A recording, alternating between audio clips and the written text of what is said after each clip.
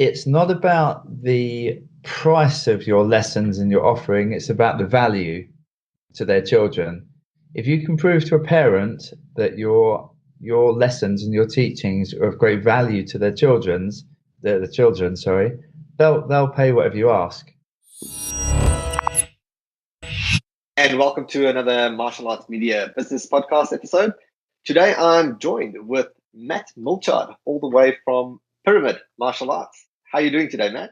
Yeah, good. Thank you. Good to meet you. Pleasure to be here. So what would you like to talk about? Get straight into it. So Matt, a serial entrepreneur, has multiple projects on the go, and his passion obviously is martial arts, which brings us here today. So let's just start from the beginning, Matt. Give us a bit of a background. How did you get into martial arts? Who is Matt Milchard? Okay. Martial arts. I grew up part of my life in Jakarta in Indonesia. And your neck of the woods, or closer to you than it is to me. And when I was about 10 years old, I got introduced to the local art there and learnt it. Studied it for maybe 2 years when I was 10 years old. And then when my family were brought back to the UK, I was desperate to carry on learning martial arts. So I tried lots of traditional styles, all sorts of traditional karates that I could find in the UK, until one actually stuck, and I found one and I stuck with it for many years. That was just freestyle sport karate, so it's kind of a blend of many different martial arts. And then when I went to university, I moved away from the club I was at, and I decided that I couldn't find a club that I was satisfied to carry on my training, so I opened my own one. And it's kind of spun out from there. That was many years ago, and I'm still doing it now.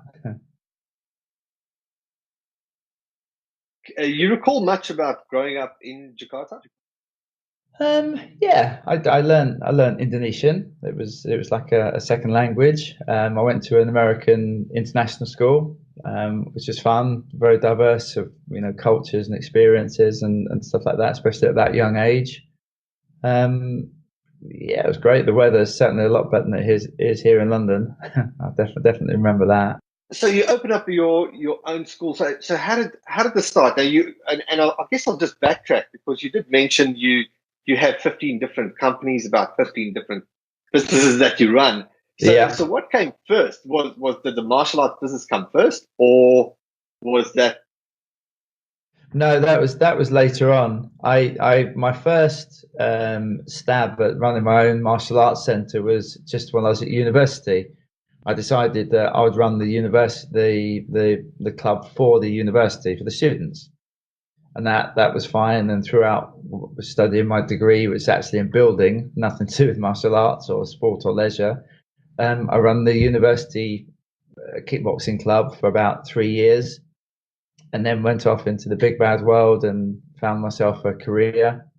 And then years later, I decided to open another one as a sort of commercial interest, rather than the university one, was just to train myself and to help my friends train. So the actual commercial interest of the martial arts started about 10 years ago. Quite a funny story to that, to be honest. I was out with some friends and my girlfriend at the time, and there was my girlfriend's best friend and my girlfriend at the time were having an argument, and I stepped in to try and calm them down, and the other lady's boyfriend stepped in to calm it all down, and it ended up me and him arguing because it was all a big mess. And both went our separate ways, but we found out later we both experienced martial arts, and luckily it didn't come to blows, because still to this day we joke about who would have won. But it kind of formed a bond. We shook hands afterwards and apologized, and then over a beer got talking about our interests and found out we were both accomplished martial artists and looking for an opportunity to open a martial arts club. So we ended up opening one together. So what could have started off as a mischievous brawl ended up forming a lifelong business partnership with a good friend of mine. So yeah, that's how it all started. That's how Pyramid started. The reason that it actually didn't escalate was because you both were experienced in martial arts. Yeah, absolutely. Yeah, yeah, that's exactly it. And both of us knew our ability, and both of us don't go out looking for trouble because that's kind of what's embedded to you for a lifetime of martial arts, as I'm sure you'll appreciate. So, but yeah, that's exactly it. We both realised that it's going to get out of control and walked away. But yeah, it's quite a fun story, and we do enjoy our sort of annual awards ceremony and stuff like that with new members sharing that story. Um, because it's a funny way to start a business. To be fair, that's fascinating. Meant to be, obviously. it was meant to be, and still to this day, obviously, the co-founder is still a very very close friend. He lives miles away because he runs one of the gyms in a place called Birmingham, which is about a 4 hour drive from where I live. So we don't see each other that much.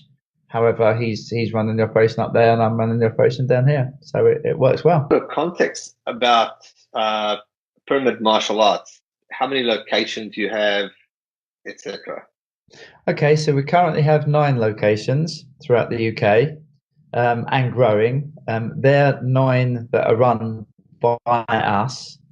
We have a couple of franchise pilots that we're operating right now as well. There's 2 of them being so yeah. There's 9 self-run and 2 franchises. The franchise model is what we're very much expanding upon in 2019 next year, but we just wanted to make sure the pilot model was correct. As far as our main head office centre, it's our biggest one and it's our first one. We run, I think, 12 different disciplines from there. So we're not a kickboxing school or a taekwondo school or a karate school. We're a multidiscipline school. And, I know schools like us appear around the world, but certainly in the UK, we're one of a kind. I still haven't come across any schools in the UK that service as many disciplines as we do. So our unlimited membership means that a young child, boy or girl, could literally come every day and learn different styles and master different styles every day, whether it's jiu-jitsu, whether it's boxing, whether it's kickboxing, whether it's taekwondo, whether it's kung fu. We do all of them here. So it's quite a diverse timetable. And I guess the reason we did that is when I was a young lad learning martial arts, I always wanted to try lots of different ones, but there wasn't one place where I could go to try them all at the same time. So in my head, even then, I thought, wouldn't it be wonderful to have a school where you could try everything? And so that's kind of what formulated our plan, really, and that's what we're doing. That's really popular amongst the students. Is that sort of embedded in the culture to really cross over and run the multiple styles, or do most of your students really just get fixated in the one? It's difficult. There's some students that do everything, especially the fighters, and we've got some pro and semi-pro fighters, and obviously it's very very good for them to learn a bit of everything, so they have a big vocabulary of moves and experience when they're actually in the ring or in the cage or whatever. However, we've also prided ourselves on being a lifestyle gym. So it's not just about the fighters, it's about the family and experience, and people can come and meet friends. It's not just about kicking and punching to us. So there's quite a few of our students that do many different styles just because it means they mix with many different people. Whether they're rolling around on the mats one evening with doing jiu-jitsu, or standing up in the boxing ring, having a couple of boxing bouts. So I think a lot of them use it as a social hub as well. Well, in fact, I know they do. I'm not saying it's it's the way we've done it. I'm sure some people say, "Oh, we should stick at one style." That's a fair comment, but we chose not to. So, and for us, it works. And I see what you're saying about really it's a social hub.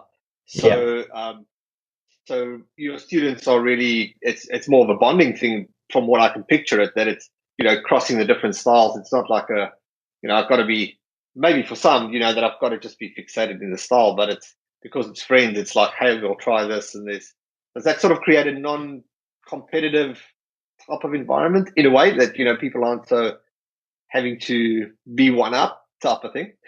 Yeah, no, absolutely, absolutely. We've got, as I'm sure many clubs, there's sort of inter-student WhatsApp groups, and I'm sort of monitor all these groups, and all the time my phone's pinging, saying, one student saying, "Hey, you're doing BJJ tonight? Oh, I can't make tonight, but I'll see you at boxing tomorrow," or oh, it's Kung Fu still on Friday night, and these things, it is a social. They tend to. I spend more time at my gyms than they do out with their friends. It seems certainly some of them. So it's good, and we very much value the social element of it. We have lots of social events. We put on lots of parties and award ceremonies and social outgoings. I think that's good, because once we've got some very strong fighters in our camp, and lots of other gyms have tried to poach them, and they may be better coaches. It's not for me to say, but all of our students stay with us because we've become a bit of a family. And I think a lot of that is the social, in the social inclusion, or whatever the correct wording is, because they want to stay with us and be with us. I mean, one there's other gyms that are very, very successful and produce very good fighters, and they've tried to poach some of our fighters, but for whatever reason, the fighters are staying with us. So I think there's a lot to be said for the full inclusion and the family in the martial arts setting. Definitely. There's an old saying in the online marketing world that when people sign on for online community, they come for the content, but they'll stay for the community. Yeah.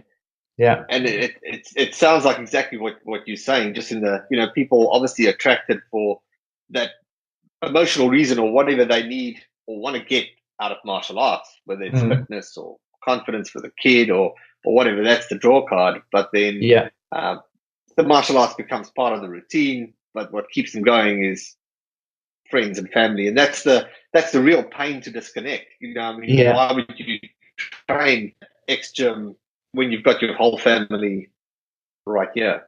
Yeah, and that's part of our business model. And because we're so diverse, I mean, our students start at 3 years old, which not many martial arts gyms, certainly in the UK, they won't touch 3-year-olds. They won't. Most gyms start at about 5. But we developed a program for ages 3 plus, and it's been very successful, because what it means is that the whole family unit, we've got something for the whole family unit. We've got something for a 3-year-old, we've got something for a 7-year-old, we've got something for mum, we've got something for dad, we've got something for the cousin, and we do family packages to encourage whole families to join, not just individuals. So I think on marketing point of view, as you just highlighted, I think that's a value certainly of great value to us. We sell far more family packages than we do for individual packages. I'm going to ask a few things on marketing, but can you clarify just your 2 models? Because you mentioned you've got the franchise model that you really want to focus on in 2019 and beyond. Yeah. And then you mentioned you also have the pilot model, correct? No, it's the pilot of the franchise. So we run 9 gyms ourselves. They're self-managed by us from head office. And the franchise model, we've got 2 pilots. So we're just playing with it, making sure it's right before we roll out the franchise as an official line. Ideally, we'd like to have gyms in all the main towns in the UK, 100% definitely. But on a logistic point of view, it'd be very difficult to self-manage, too many more. We're quite stretched at 9 as it is. So we're looking at perhaps 1 more to make it the magical 10 that's self-run, and then the rest will be franchises. That's the plan, and I think that's the way it seems to be going. So your day-to-day life look then? You've got going for 10 martial arts schools. You've got the franchise that you really want to get going with, and then you've also got all these other businesses that you run. So what is your day-to-day role within the martial arts business? Okay, I have teams that run the individual clubs. The chief instructors, receptionists, PTs, cleaners. There's a whole team that run it, and gym managers. So myself and my partner tend to float in for weekly meetings, sit down with the whole team and discuss what we're doing right, what we're doing wrong, look at promotions, look at pricing, look at competitions, look at social events, and together work as a team to try and keep an eye on each one of them. As you pointed out, I run multiple businesses, so I can't be on the ground with all of them at the same time, of course not. But I do make a real effort to try and meet all the students, even the ones that I don't directly teach. I mean, my background is freestyle sport, karate, and kung fu. So if I teach those lessons, maybe a bit of Krav Maga. But I go out of my way to get to know my BJJ students or my Taekwondo students. Although I don't directly teach them, I think it's good that they always know and can approach myself and my partner as the gym owners, rather than just being a strange person that wanders in and out every once in a while. So we do make a conscious effort to do that. But as far as my day-to-day routine goes, I still try and teach, especially the black belts. I teach in about 3 of the clubs every week. I probably do about 10 hours a week, so at least, ranging from the children's up to the adults. I'd like to do more, but physically and mentally, I can't, because my other daytime commitments are with the other businesses. So the core ones that I picked up there was obviously the meetings, the weekly meetings. Really focused on making sure that you are get that personal connection with as many students recognizable as you can. to students. Yeah. How difficult is that for you to do? Like, have you got a process that you? Is it just sort of showing up and trying to make as many connections as possible, or have you got that down to a system where you can really introduce yourself to as many students as possible? We've got the system. I guess myself and my partner try and be at all the gradings. So they'll see us. Well, they'll see us at the table doing the gradings, and obviously we're very vocal and introducing who we are, what we do, and trying our best to not to be that scary grandmaster that everyone has to bow down to more be proactive and calm them down and say, look, we're just testing you to show us how good you are and show us how much you're learning. So I think we're trying to befriend everyone rather than be this distant school owner that just takes everyone's money. So that's the idea. And I'll go into class. Obviously, I won't interrupt lessons that other instructors are doing, but I'll be around and sit and watch and comment, and so and all of the teams are on the regular newsletters that are always signed off by me. There's pictures of all our instructors and all our gyms. There's pictures of a lot of our students and all our instructors on the website.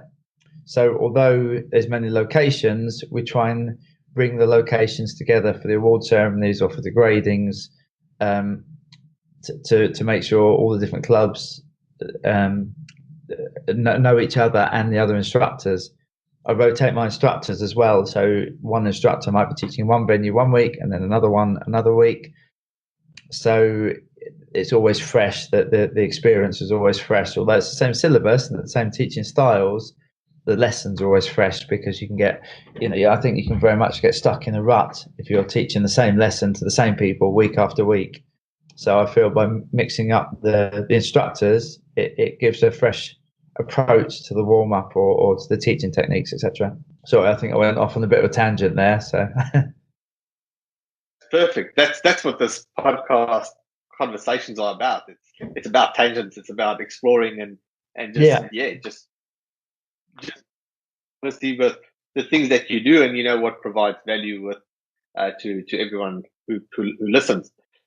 So Matt, and before we got started, something that we touched on was your vast experience in other companies and marketing with kid centers, etc. Yeah. So how does this cross over into your martial arts business, and how does that benefit?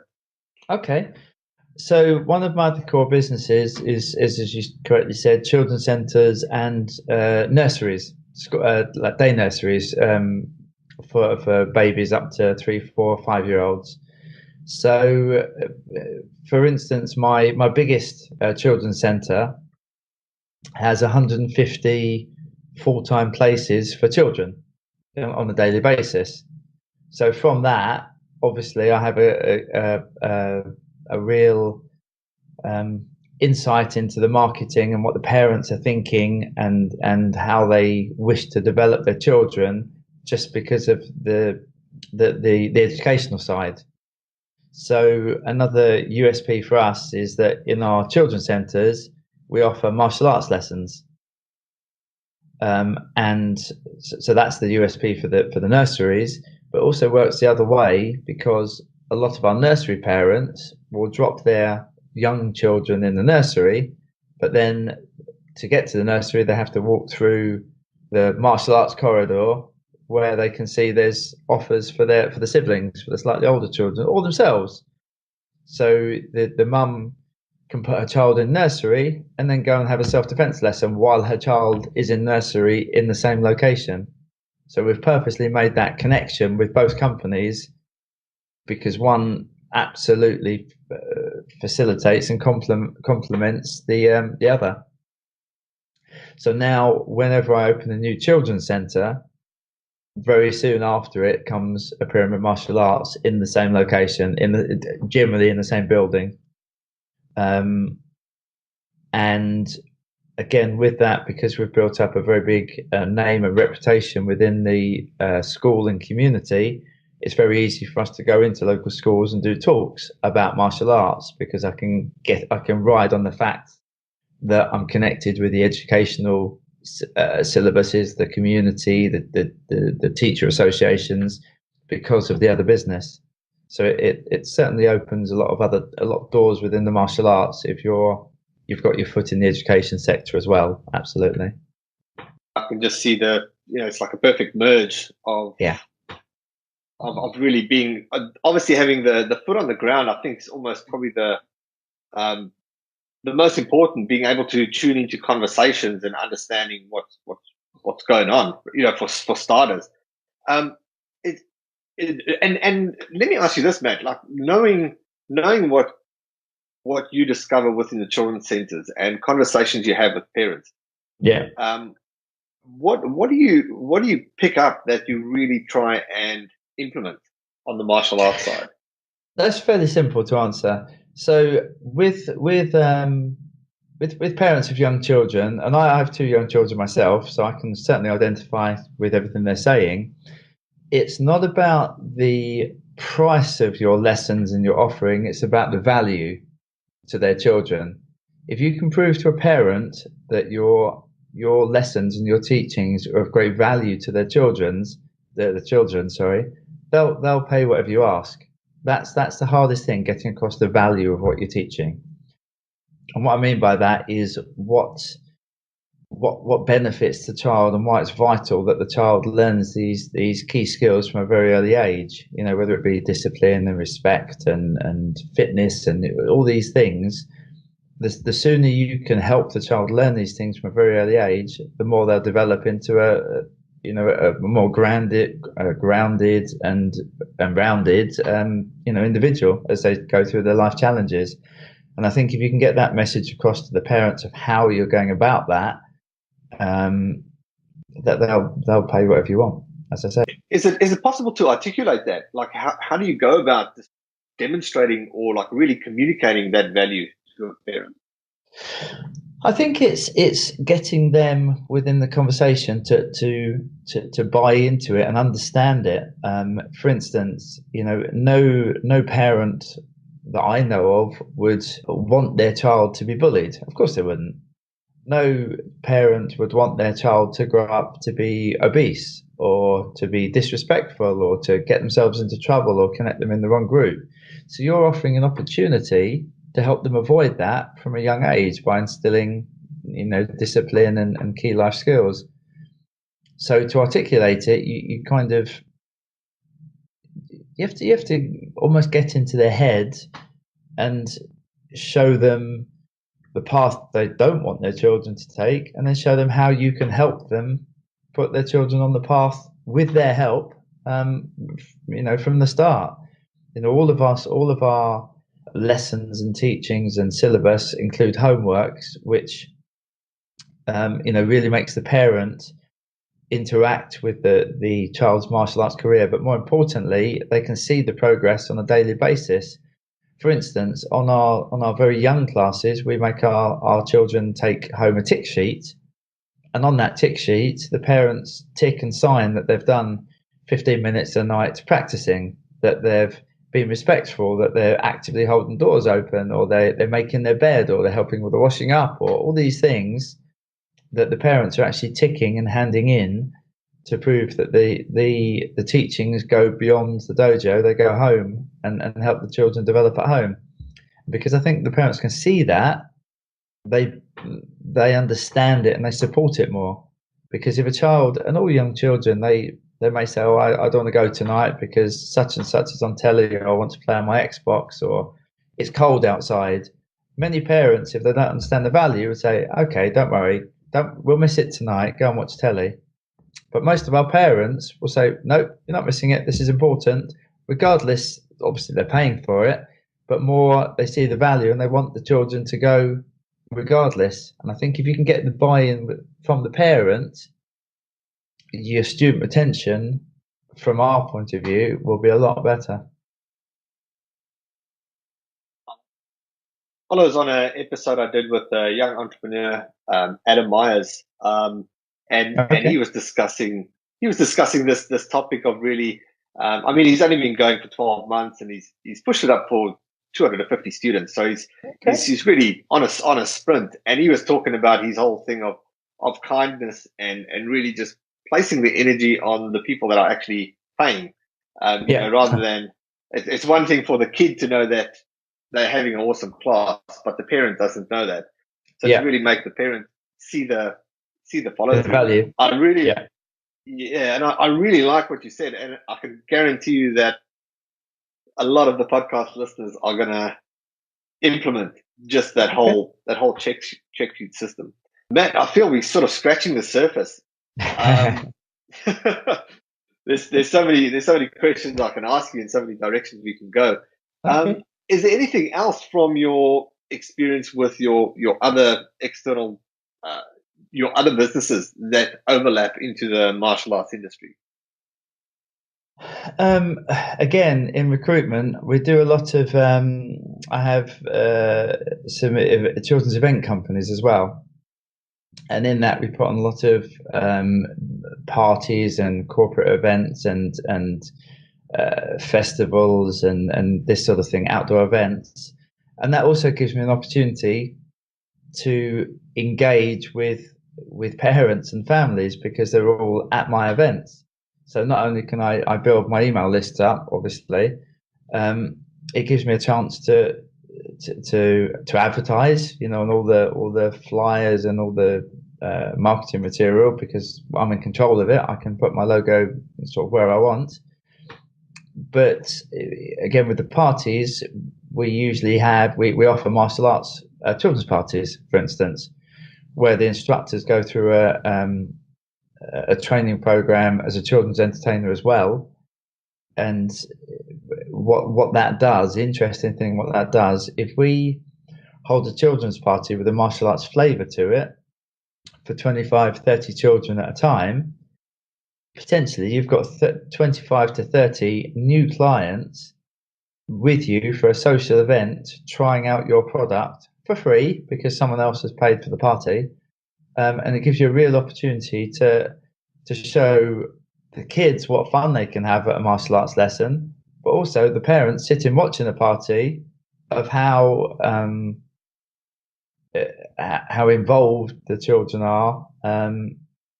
So there's so many different ways you can market your product away from the normal just standing on the street handing out flyers. There's multiple ways you can get in the head of potential students.